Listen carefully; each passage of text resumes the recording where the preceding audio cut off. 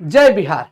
Bihar शिलाबाई MD classes पर आपका बहुत बहुत स्वागत है। दोस्तों, आज के इस वीडियो में हम लोग थोड़ा सा बिहार डीएलएड के बारे में समझेंगे और बिहार डीएलएड प्रवेश परीक्षा जो है उसका सिलेबस क्या है और उसमें विज्ञान का क्या रोल है और विज्ञान के कितने प्रश्न आते हैं, विज्ञान का क्या सिलेबस है, इसको हम लोग देखते हैं। तो सबसे पहले आपको बता दें दोस्तों कि बिहार डीएलएड एग्जाम की जो तारीख है वो आने वाली है। तारीख हमको लगता है एग्जाम शुरू हो जाएगा 15 अप्रैल के आसपास से शुरू हो जाएगा। जल्द ही आपके पास नोटिफिकेशन आ जाएगी। दूसरी बात अगर हम देखेंगे तो सर आपको पता है कि इसका पैटर्न क्या होगा। देखिएगा, टोटल मार्क्स रहेंगे 120, नंबर ऑफ क्वेश्चन भी रहेंगे 120, मतलब 120 प्रश्न रहेंगे, 120 नंबर के रहेंगे। मतलब एक हिसाब से देखा जाए तो मार्किंग सिस्टम रहेगा एक नंबर एक क्वेश्चन का। दूसरा है, अगर हम देखें तो क्वेश्चन का जो लेवल होगा या क्वेश्चन का जो पैटर्न होगा वो एमसीक्यूज होगा। 2.5 घंटे का ये पेपर होगा, 2.5 घंटे का पेपर होगा। अभी तक जो है फिलहाल जो अभी सरकार की या कह सकते हो एग्जाम होने का जो पैटर्न है वो ऑनलाइन मोड है। दूसरी चीज है, डिफिकल्टी लेवल केवल और केवल 10th लेवल का, मतलब मैट्रिक स्तर का, कक्षा 10 स्तर के प्रश्न पूछे जाएंगे।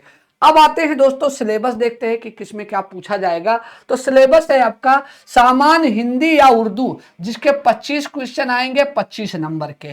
गणित मैथमेटिक्स के 25 क्वेश्चन आएंगे 25 नंबर के। साइंस की बात करेंगे तो साइंस के 20 क्वेश्चन आएंगे 20 नंबर के। सामाजिक अध्ययन या इसको हम लोग एसएसटी बोलते हैं, सोशल स्टडी, 20 क्वेश्चन आएंगे 20 नंबर के। सामान्य अंग्रेजी मतलब इंग्लिश आएंगे आपके 20 क्वेश्चन 20 नंबर के। जबकि रीजनिंग, जिसको हम लोग लॉजिकल एंड एनालिटिकल रीजनिंग कहते हैं, जो 10 नंबर के आएगा। टोटल 120 क्वेश्चन रहेंगे, 120 नंबर के होंगे। 2.5 घंटे का मतलब 150 मिनट का पेपर होगा, 2.5 घंटे का। दोस्तों, अब हम लोग जरा देखते हैं कि विज्ञान का क्या पैटर्न रहेगा या विज्ञान का क्या सिलेबस रहेगा और विज्ञान में किस स्तर के क्वेश्चन पूछे जाएंगे। देखिएगा, हमने आपको बताया था कि 20 क्वेश्चन रहेंगे, 20 नंबर के रहेंगे, मतलब हर प्रश्न जो है वो 1 नंबर का होगा, विज्ञान का भी जैसे सब था। तो जैसा कि अभी तक जो सिलेबस आपको पता है वो सिलेबस ये रहेगा कि पादप जंतु प्रजनन, जो कि बायोलॉजी का भाग है। पोषण, ये भी बायोलॉजी का हिस्सा है। दूसरा है आपका उष्मा, प्रकाश, वाष्पीकरण, ठोस द्रव गैस, ये सब आपके आ जाते हैं फिजिक्स और केमिस्ट्री के। जैसे ये बात करेंगे लाइट और हीट और वाष्पीकरण, ये सब आपके फिजिक्स हो जाएंगे। जबकि ठोस द्रव गैस की अगर बात करेंगे तो इसको हम लोग केमिस्ट्री में पढ़ते हैं। अगर और आगे सिलेबस देखेंगे तो प्राकृतिक संसाधन, जल, वायु, ये सब प्रदूषण, ये दोनों आपके आ जाएंगे इन्वायरमेंट के। जबकि तत्व, यौगिक और मिश्रण, एलिमेंट, कंपाउंड एंड मिक्सचर, ये आपके केमिस्ट्री का है। एसिड, बेस एंड सॉल्ट, ये भी आपका केमिस्ट्री का है। हमारा पर्यावरण इन्वायरमेंट है, ठीक है, ये इन्वायरमेंट का, इसको हम लोग बायोलॉजी में पढ़ते हैं। इसके अलावा और सिलेबस देखेंगे तो अनुवांशिकी का विकास, अनुवांशिकी और विकास, जेनेटिक एंड इवोल्यूशन, ये बायो का सेगमेंट में हम लोग पढ़ते हैं। इलेक्ट्रिक सर्किट, ये हम लोग फिजिक्स के सेगमेंट में पढ़ते हैं। फोर्स एंड मोशन, मतलब कि बल और गति जो है ये हम लोग फिजिक्स में पढ़ते हैं। कार्य, ऊर्जा, शक्ति, ये भी हम लोग फिजिक्स में पढ़ते हैं। आर्किमिडीज का सिद्धांत, ये भी हम लोग फिजिक्स में पढ़ते हैं। दोस्तों, साउंड की बात करेंगे तो हम लोग फिजिक्स मान के चलते हैं, ये फिजिक्स है। और जानवरों और पौधे में विविधता, ये आपके बायोलॉजी का सेगमेंट है, ये भी आपका बायोलॉजी का सेगमेंट है, ये भी आपका बायोलॉजी का सेगमेंट है। तो ओवरऑल अगर देखेंगे तो सबसे ज्यादा जो क्वेश्चन पूछे जाते हैं वो बायो के होते हैं। बायो के बाद दूसरा नंबर क्वेश्चन आता है वो है फिजिक्स का, और तीसरा जो है वो केमिस्ट्री का। लेकिन हम आपको यहाँ ये बताते चले कि फिजिक्स के जो क्वेश्चन पूछे जाएंगे उनमें एक आध क्वेश्चन न्यूमेरिकल होगा या डेरिवेशन, समीकरण हल करना, या छोटी छोटी बातों पर ध्यान दिया जाएगा। तो मेरे कहने का मतलब है कि फिजिक्स जो है वो थोड़ा लेंथी पेपर बना देता है, और बाकी बायो और केमिस्ट्री जो है एकदम नॉर्मल है। केमिस्ट्री में फार्मूले पूछे जाते हैं कि इसका फार्मूला क्या होगा, इसका रासायनिक नाम क्या होगा। इसके अलावा अगर हम बात करेंगे तो 1-2 समीकरण को बैलेंस करने की भी बात पूछ लेता है। जबकि अगर हम बायो की बात करते हैं तो बायो में ज्यादातर क्वेश्चन सेल से आते हैं, बीमारियों से पूछे जाते हैं, ऊतक से पूछा जाता है, या कह लीजिए तो विटामिन्स, इन सब चीजों के बारे में भी खूब अच्छे से पूछता है। चलिए, अब अगर हम बात करेंगे दोस्तों कि आगे क्या होगा, तो पौधे और पौधे के ऊतक, जीवाणु, विषाणु, वेलोसिटी एंड मैग्नेटिज्म, ये सब आपके चैप्टर्स हैं।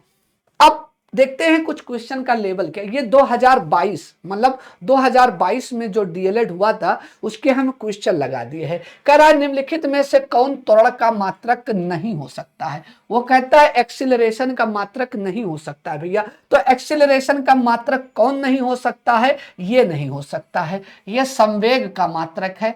तो मतलब यूनिट से सवाल पूछा है तो समझ जाइएगा कि यूनिट से सवाल पूछा है तो कहीं ना कहीं यूनिट आपके लिए इंपॉर्टेंट है। दूसरा अगर हम बात करेंगे इनमें से कौन सा रासायनिक सूत्र है, तो रासायनिक सूत्र इसमें सही कौन सा है मेरे प्यारे बच्चों, तो मैग्नीशियम क्लोराइड है। ये कैल्शियम क्लोराइड होना चाहिए, यहाँ 2 होना चाहिए, गलत है। सोडियम सल्फेट होना चाहिए, यहाँ 2 होना चाहिए, गलत है। कैल्शियम ऑक्साइड जो है वो कैल्शियम हाइड्रोक्साइड होना चाहिए, इस तरह से होना चाहिए। मतलब कह रहा है इसमें कौन सा रासायनिक सूत्र सही है, तो रासायनिक सूत्र जो है वो मैग्नीशियम क्लोराइड वाला सही है, बाकी तीनों ऑप्शन गलत थे।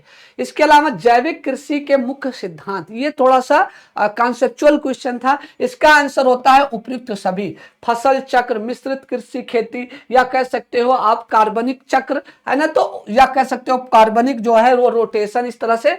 तो हम कहेंगे कि इससे भी क्वेश्चन पूछे जाते हैं एग्रीकल्चर से रिलेटेड, जो बायो में हम लोग पढ़ लेते हैं। इसके अलावा हम बात करेंगे कि आर त्रिज्या वाले पृथ्वी के केंद्र पर किसी वस्तु का वजन कितना होता है। तो सबको पता है दोस्तों कि पृथ्वी के सेंटर पर अगर हम देखेंगे, केंद्र पर देखेंगे, तो केंद्र पर जी का मान क्या होता है, 0 होता है। तो डब्ल्यू भी क्या हो जाएगा, 0 हो जाएगा, क्योंकि भार जो है वो गुरुत्वाकर्षण बल पर निर्भर करता है। तो ये फिजिक्स का सवाल था, एकदम नॉर्मल क्वेश्चन था। केवल आपको फार्मूला अगर याद होगा और थोड़ा सा भी ग्रेविटेशनल फोर्स के बारे में पढ़े होंगे, या कह सकते हो कि थोड़ा सा गुरुत्वाकर्षण आपको पढ़ाया गया होगा, या आप थोड़ा सा जानते होंगे, तो क्वेश्चन आसानी से कर ले जाएंगे। इसके अलावा रिक्तिका को घेरने वाली झिल्ली क्या कहलाती है। देखिएगा, पादप कोशिका हो चाहे जंतु कोशिका हो, पादप कोशिका की बात करेंगे तो उसमें रिक्तिकाएं, वैकोल्स या रसधानी बड़ी होती है। तो रसधानी को जो घेरने वाली झिल्ली होती है वो होती है आपकी टोनोप्लास्ट। क्या होती है, टोनोप्लास्ट होती है। तो ये सेल का हिस्सा है। क्या है भैया, ये सेल चैप्टर है। क्या है भैया, सेल चैप्टर हम पढ़ेंगे। कोशिका जब हम पढ़ते हैं तो ये बताते हैं। इसके अलावा ऐसे ही क्वेश्चन आते हैं। इस तरह से क्वेश्चन के लिए आप लोग तैयार रहिए, बहुत जल्दी परीक्षा होने वाली है। वही कहते हैं ना कि जो पानी से नहाता है वो लिबास बदलता है, जो पानी से नहाता है वो लिबास बदलता है, जो पसीने से नहाता है वो एक दिन इतिहास बदलता है। इसी के साथ दोस्तों अपनी पढ़ाई को एकदम शानदार तरीके से बनाए रहिए, और आपको बताते चले कि मेरी मतलब साइंस की क्लास बिहार शिलाबाई एमडी क्लासेस पर रोज रात 9 बजे स्टार्ट होती है और तकरीबन 10:30 बजे या 11 बजे तक क्लास होती है। तो रोज रात 9 बजे बिहार शिलाबाई एमडी क्लासेस के यूट्यूब चैनल से जुड़िए, अपने डीएलएड की तैयारी को एकदम धुआंधार तरीके से करिए। जय हिंद, जय बिहार।